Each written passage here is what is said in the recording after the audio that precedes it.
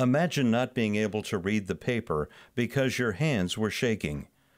Imagine not being able to read newsprint as your world faded to black. The National Federation of the Blind, Newsline, Indiana.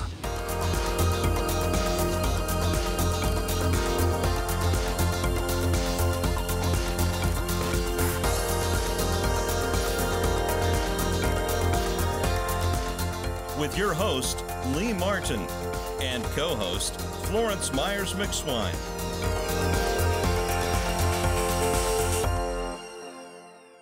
Welcome to this week's National Federation of the Blind Newsline Indiana show. We are going to have a wonderful show, but Lee, let's talk a little bit about NFB Newsline and its services and the people that we serve. Okay, the National Federation of the Blind has a service, and it's called the National Federation of the Blind Newsline. It is a free service, and it's sponsored through the Indiana Talking Book and Braille Library Services. And we do appreciate their sponsorship of the National Federation of the Blind Newsline free service. And our funding comes through the state legislature, and it is a very valued program, as it allows citizens that are blind and print challenged the opportunity to independently read newspapers, magazines, TV guide listings, job listings.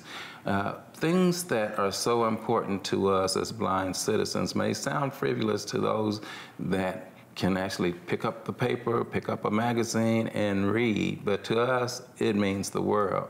And Florence, we've had a number of people that have talked about the services, and our students that are now graduating from high school and colleges. We want to let you know that you can go up to the job search feature on the NFB Newsline and search for over 100 or 200,000 jobs through the dual search engines that we have there. Create your own profile anywhere in the country, the type of job that you're seeking, the salary that you're seeking, anywhere in the country, just put in your zip code and it'll look it up for you. So that's just one facet of the NFB Newsline that's very strong. Florence, you want to talk about magazines? I certainly will. Now, you know, I love reading the newspapers, but I read the magazines quite a bit. I like variety in my reading. One that I particularly like because it's, the children like it. It's called Stone Soup.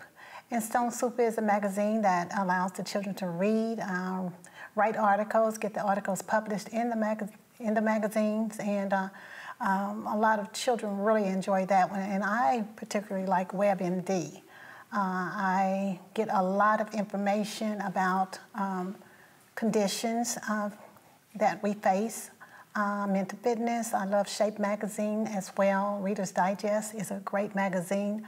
Another magazine that I also enjoy, Lee, is Guidepost. Guidepost is an inspirational magazine. I've been reading that for years. As my vision changed, I thought I was going to have to, quit reading it, but I can now access it through NFB Newsline.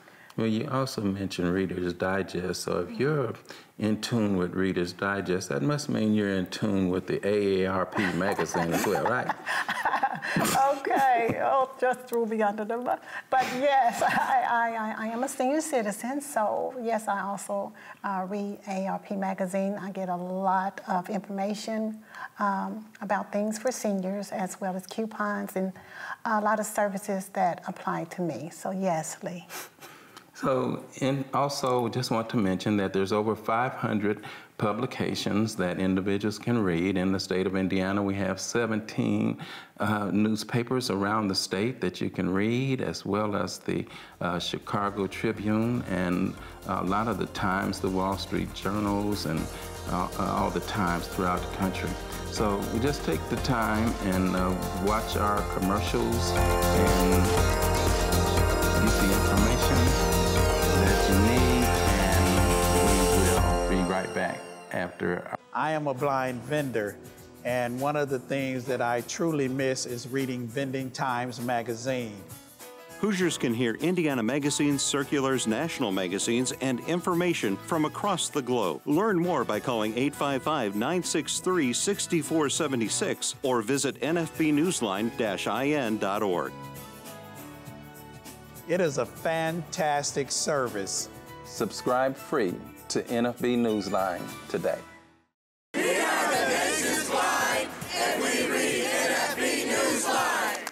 As I travel the nation, I read NFB Newsline. I live in Valparaiso, Indiana, and I listen to my local news on NFB Newsline. As a student, I enjoy reading current events on NFB Newsline. Learn more by calling 855-963-6476 or visit nfbnewsline-in.org. Subscribe free to NFB Newsline today.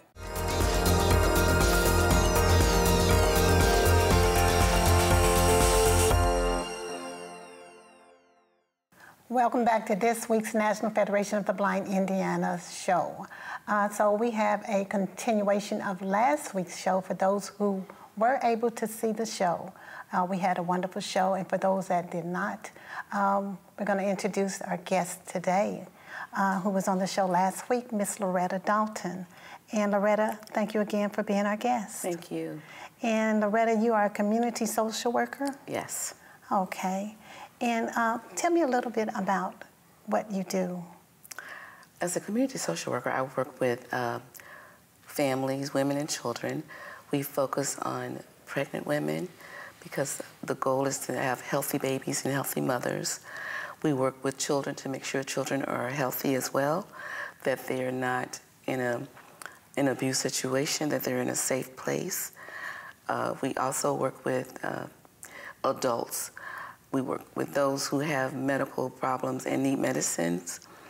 Oftentimes people can't afford medicine because of the high cost, or they're underinsured. So we help those people obtain those medicines through certain resources and certain database that we work with. Another thing that we focus on is making sure that our seniors have, or any family, have good housing, that they're not in an abuse situation. So we work with domestic violence, senior violence. So we work with APS and CPS. We just do, and we make sure that our clients have food, that they're able to get to their doctor's appointments, because transportation in this city is an issue, for lack of a better word, right now. The other thing that we do, we try and focus on having clothes for the children, diapers, making sure people know resources to get formula for their babies if they're not breastfeeding, or even if they are breastfeeding, they may still need formula for their babies. So we work with different agencies to have that happen. The organization that I work for is a nonprofit, for-profit agency. So we do have funding to help people get into drug treatments, because, you know, the drug rise in this country and in this state is very high, with people using meth, opiates. Marijuana is also a drug, and alcohol. So we work with those clients as well. So that's what I do. I'm here freelancing, doing this off my job, so I didn't want to mention my company that I work for. You're a wealth of information, and thank you. Thank you for what you do. Thank you. And you do this significant amount of work throughout the community. Yes. Is that a statewide operation? It is local. It's local. Mm-hmm. Okay. And you mentioned that you work with individuals that and they have a difficult time with transportation. Yes. Transportation seems to be an issue through whatever demographic we have here throughout the state and throughout the state of Indiana, the city of Indianapolis. As much as they work on improving it, I hear of individuals that get lost in the shuffle with transportation. Mm. Individuals that go to dialysis, that aren't there on time, complete their dialysis, and don't get picked up on a timely basis. Individuals on dialysis suffer quite a bit, don't they? Right. Yes.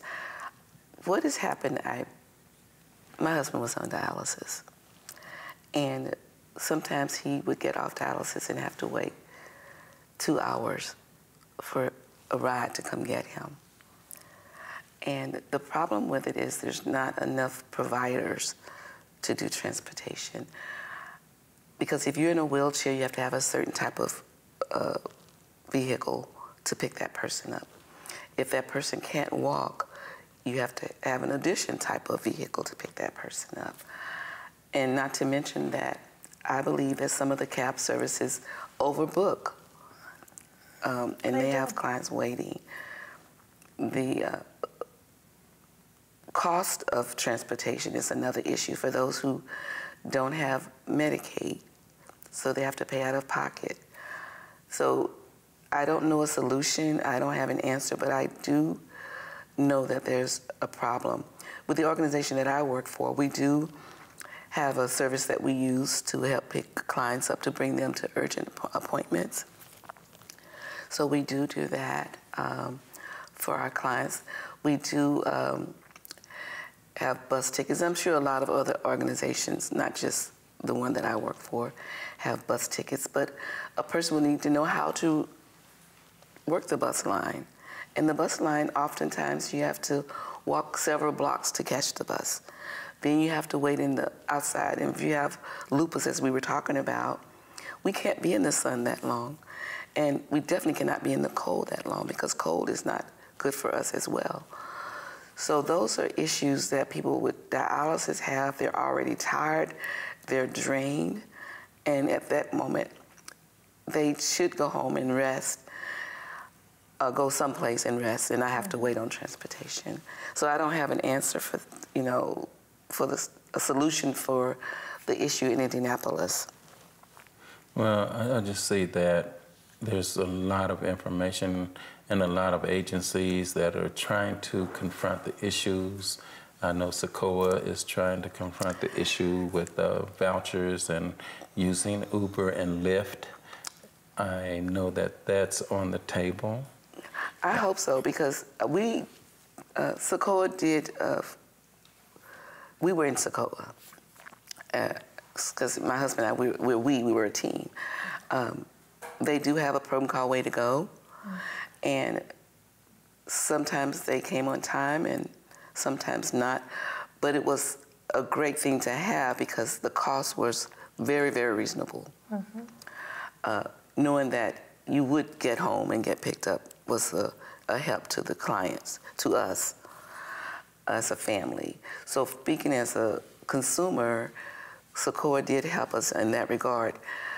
Yellow Cab, also, they work with SACOA, and they have transportation that we use the vouchers for as well. The Way to Go have a whole list of different vendors or agent companies that do transportation, but you would have to have that vendor card or the cash money. And then again, you stated that, for lack of another word, with transportation here in the city, disgusting is one. It's really, even with the vouchers, with SACOA, when we're dealing with the cab services here in the city of Indianapolis, for sure. Sad. It is really a sad situation. I know I've called the yellow cab services before, and for a city that's growing in this nature, to not have an adequate cab system with all the different cab drivers and services out here, the service still is a failure. It's a failure. To the citizens of the state of Indiana, and that needs to be addressed. Right. My mom is 93 years old, and I'm just going to use her as an example. She went to the doctor several weeks ago through the yellow cab system. We had prearranged it. My mother had to literally wait 2 hours at 93, and she can't walk, to get into another cab to get home from her doctor's appointment. She's weakened, and so the word you used was disgusting. I just think it's very sad that we're not thinking about our citizen in a better way and looking at the people that are hurting in a better way in Indianapolis. But I would like to ask anyone out there, if you have a solution, a better way of doing things, not just to call people and say, we're running late, we don't have a person for you at this moment. Think about the person on the other end who's sick, who's suffering, and who needs to get home to rest and lay down. We're going to talk about that. I hate to cut you off, but we got to go to break. And we're going to talk about that a little bit more, because we could talk about this till the sun goes up and down 40, 50 times, because it is such a tragedy in the city with the transportation, particularly those citizens that with disabilities and those citizens that are in need of medical care. So we'll be right back. Stay tuned.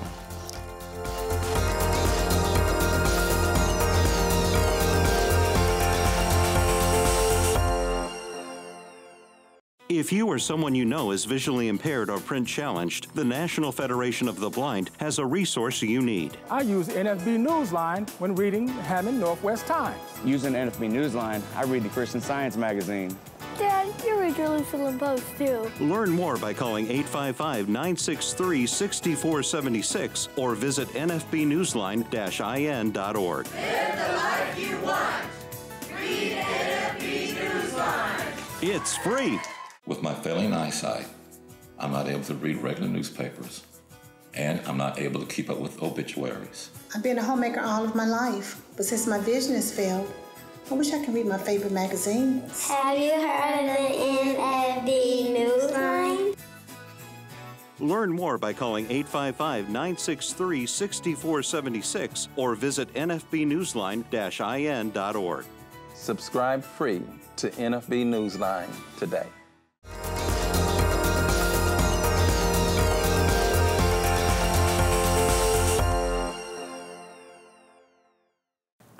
Welcome back to the National Federation of the Blind Newsline, Indiana, and we are speaking to our guest today, Loretta Dalton. She was our guest last week's show, and last week, Loretta, we were talking about lupus and your journey with lupus, and we wanted to pose a question to you.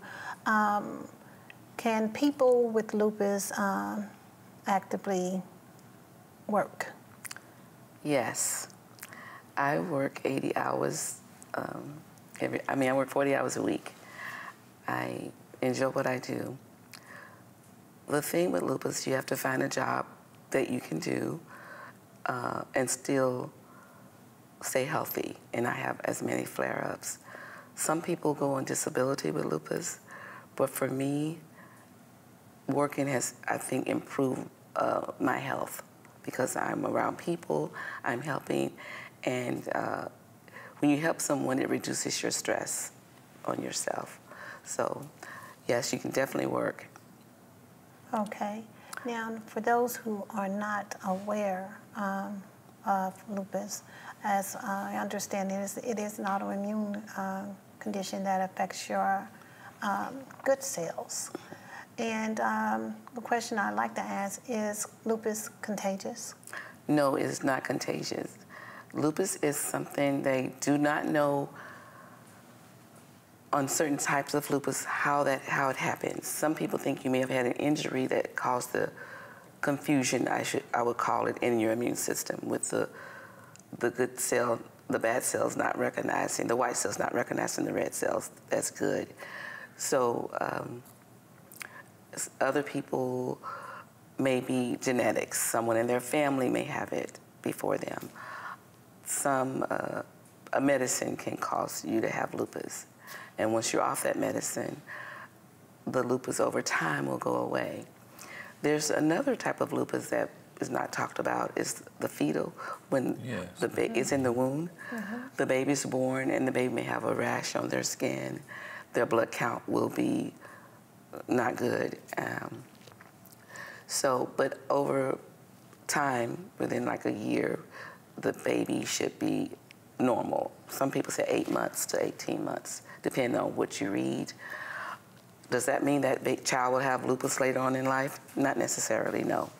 That statistics haven't proven that to be true. Now, is neonatal lupus pretty common as well? No. Okay. But if you're of childbearing age and you have lupus, the other doctor you should definitely have, and you will have on you, is a OBGYN, but someone that specializes in high-risk OB cases that know about lupus, or people with like kidney disease and things like that, to work with you during your pregnancy. Okay. And you mentioned that you had symptoms. I'm just trying to figure out, if a person is having excessive fatigue and rash and things like that, is there a particular doctor that they should seek out? I mean, if they don't have a primary care doctor. I think that if you're having symptoms, you should go to your primary care doctor first and find you one. You can talk to a friend and ask them about who their primary care provider is. Once that doctor thinks that you need to go to a specialist because of your symptoms, you should definitely have a rheumatologist. And that person specializes in lupus and rheumatoid arthritis and anything dealing with the immune system. Okay. Like I said before, I've chosen to have an internal medicine doctor versus a family practice, only because I feel more comfortable with an internal medicine because they specialize in all, a lot of different things. But I still have my rheumatologist that I see twice a year. Now, Loretta, we have talked so much about a lot of things concerning lupus. And is there anything that you, as a person living with lupus, would want the audience to know? I would encourage people that are living with lupus on this journey to think of it just like a journey, that is part of your life, and don't let it control you.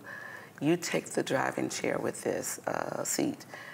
You go to your doctors, you eat healthy, you exercise, you still laugh, and you still try to have fun. When you think you need to rest, rest, no matter what people say. If people around you are being negative, distance yourself from those people and try and stay as positive as you can. But know that this is a journey for you, and don't be discouraged. If you're in pain and you need to take pain pills, just because I do mine a certain way, you can do yours the way that fits you. So enjoy your life while when you can. When you feel healthy, do things. Still be social. I enjoy dancing, so dance if you have to dance by yourself. Just, enjoy life. So I encourage you, and I always go to this, if you have faith, use that. You're trusting in the God that you serve, and walk that journey with your God. So that's what I would tell people. Thank you for that. You're welcome. And so with all of this, your daily living, you do the best you can with it. Yes. And I know that eating is, they say avoid raw foods oftentimes with lupus. Do you find that to be the case with you? Raw foods? Well, I don't eat raw food. Such as raw vegetables. Vegetables. I'm thinking like, sushi. Well, some people do that, yeah. I don't eat sushi. But no, the only vegetable I find that I've slowly taken certain things out of my diet. And that's why I know tomatoes is not good for me, and garlic. And so I start to read about those. So those things, but other than that, I eat cucumbers. I love raw vegetables. I eat lots of green leafy vegetables like collard greens, turnip greens, cabbage, broccoli. I don't eat pork very often, maybe once a year. I don't eat beef. I eat those things maybe once a year, if that. I mainly eat lots of seafood, fish, salmon, lobster, shrimp, and I eat chicken and turkey. So when I cook my collard greens and other green vegetables, I usually throw in like a turkey leg. So that's my diet consists of those things. I eat a lot of popcorn. The best thing to do is cut out a lot of sugar in your diet. Still, you need that protein, so eat beans and pinto beans, black-eyed peas, white beans. Those are good for you. So what I'm hearing you say is diet and exercise is so important. Yes. Yes. Well, we're going to take a short break and come back with the conclusion of our show. And but before we do, there's a lot of effects and a lot of study that needs to go on with this lupus, and research that we found out from the National Lupus Foundation of America. And we're going to talk about and direct you as to where you need to go to find out more information about lupus when we come back, so stay tuned.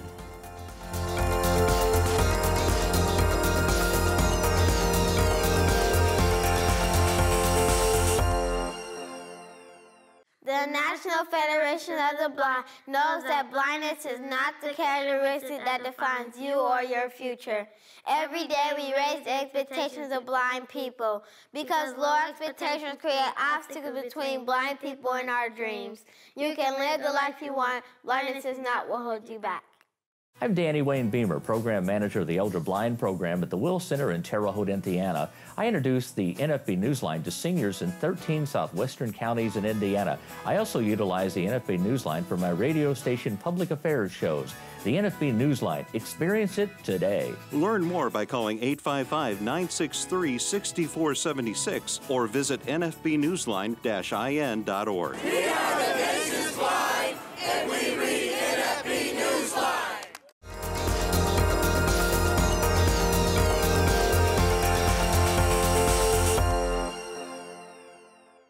We want to welcome you back for the conclusion of our show on the National Federation of the Blind Newsline Indiana.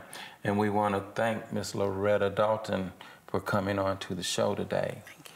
And sharing so much information. And I know that people have gathered a wealth of information, and hopefully they'll be able to use it. Now, could you direct us to places where individuals can learn more about lupus throughout here in the state of Indiana? Yes. I would encourage everyone to go to Google on your cell phone, your iPhone, the Lupus Foundation, and then you can go to Indiana and pull up that, and then you'll get all your local community resources. Thank you. Well, we once again want to thank you, and Florence, we want to invite people again to watch the commercials and view our National Federation of the Blind product, the NFB Newsline. And with doing that, we want to thank you once again for joining us, and we'll see you next week. God bless. The National Federation of the Blind, Newsline, Indiana. For more information, go to nfb-in.org or call 855-963-6476. That's 855-963-6476.